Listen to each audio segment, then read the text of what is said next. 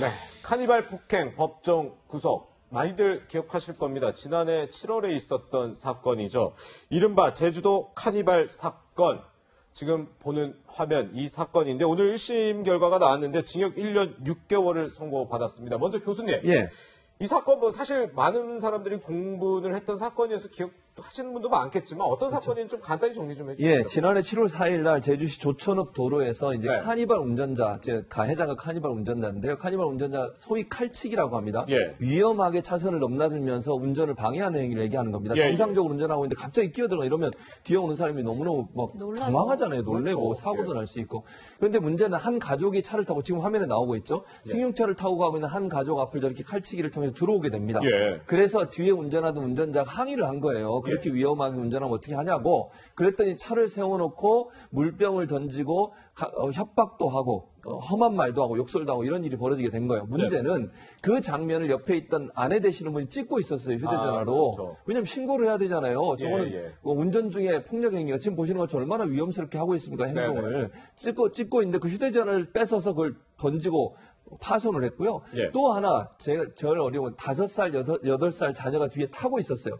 그 아이들은 얼마나 불안했겠습니까? 자기 엄마 아빠가 저렇게 폭행을 당하고 저렇게 무섭게 막 사람을 때리고 물병으로 때리는 장면이 나오지 않습니까? 예. 그래서 그 아이들까지 너무너무 놀라서 울고 이런 일이 벌어지면서 저게 영상이 SNS에 올라오면서 전 국민의 공분을 샀던 그런 사건입니다. 그렇죠. 네, 오늘 이 사건에 대한 1심 선고가 나왔는데 아까 짚어본 대로 저 가해자에게 징역 1년 6개월이 이제 내려졌고 법정 구속이 됐어요. 이번 핵심 1심 쟁점이 좀 뭐였나요? 그 기소된 혐의를 보면은 일단 특가법상의 운전자 폭행이에요. 일반적인 폭행 같은 경우에는 법정형이 징역 2년 이하지만 운전 중인 사람을 폭행한 경우에는 그 위험성이 더 크다 그래서 5년 이하의 징역으로 처벌이 되고요. 네. 그다음에 또 문제가 됐던 거는 조금 전에 말씀하셨던 것처럼 부인이 휴대폰으로 영상을 찍고 있는데 지금 그거를 던져버린 거잖아요. 예. 손괴죄에 해당하는 겁니다. 그래서 두 가지로 기소가 돼가지고는 5년 이하의 징역, 하나는 2년 이하의 징역이고 그래서 지금 1년 6월에 실형이 선고가 됐는데 보통 지금 딱 이런 특가법상의 운전자 폭행 관련해가지고는 양형 기준을 제가 찾지 못했는데 보통 뭐 5년 이하의 징역 그러면은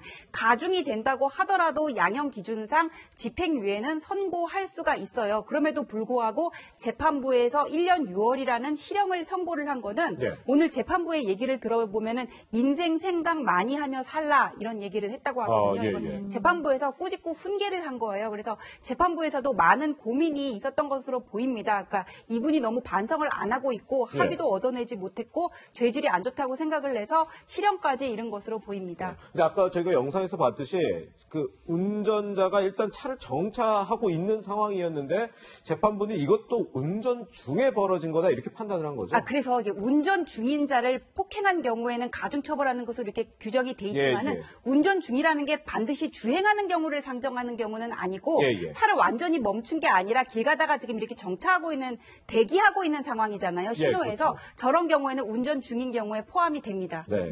그런데 지금 보니까 피의자가 이 사건이 있어도 크게 반성하는 모습을 보이지 않았다. 이런 게 실형을 선고받고 법정 구속까지 이어지는데 영향을 미쳤다고 볼 수 있을까요? 당연하죠. 이 가중사회에 보면은 반성을 하는지 여부, 합의를 이끌어냈는지, 그다음에 예. 죄질의 중대성 이런 것들을 다 감안을 하거든요. 네. 근데 재판부에서 인생 생각 많이 하면서 살라고 얘기를 하는 거는 반성을 안 하니까 지금 훈계하는 거니까 예. 이거는 이런 거에 당연히 그 실형 선고까지 가는데 영향을 미쳤다고 봐야 되겠죠. 네. 네, 교수님 아까 말씀하셨듯이 이번 영상이 저렇게 공개가 되면서 많은 사람들이 화가 많이 났어요. 그렇죠. 그런데 이번에 1심 선고 결과 1년 6개월이라는 징역 선고가 됐는데 네.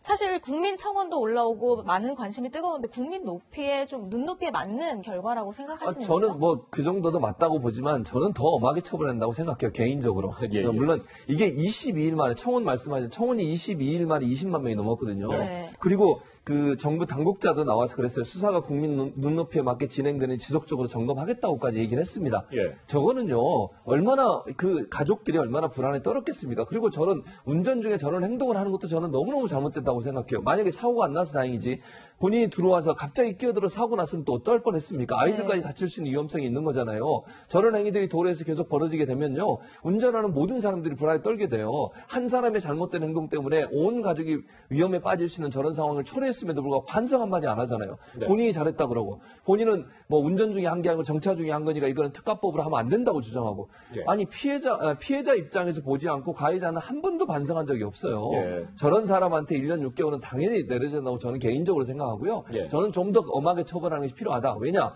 운전 중에 운전자에 대해서 정차 중이라 하더라도 운전자의 저런 행동을 하는 것은 흉기로 협박하는 것보다 더 위험한 행동이라는 거예요. 예. 다른 모든 사람들이 위험에 처해질 수 있는 상황이기 때문에 저런 운전 중에 저런 난폭 현장을 하거나 아니면 운전을 하고 있는 운전자에 대해서 협박을 하는 행위는 좀 더 엄하게 처벌하는 규정이 필요하다는 생각이 듭니다. 네.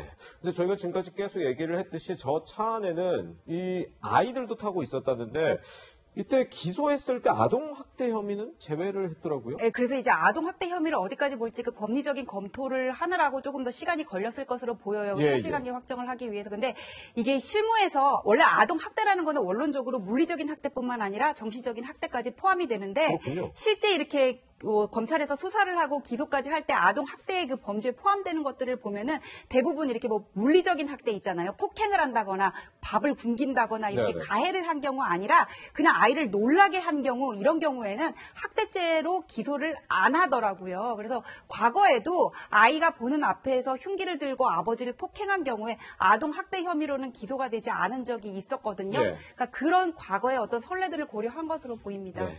그런데 이거 제가 좀 많이 궁금했는데 우리 아까 얘기했듯이 이 사건 자체가 지난해 7월이에요. 거의 1년 전이에요.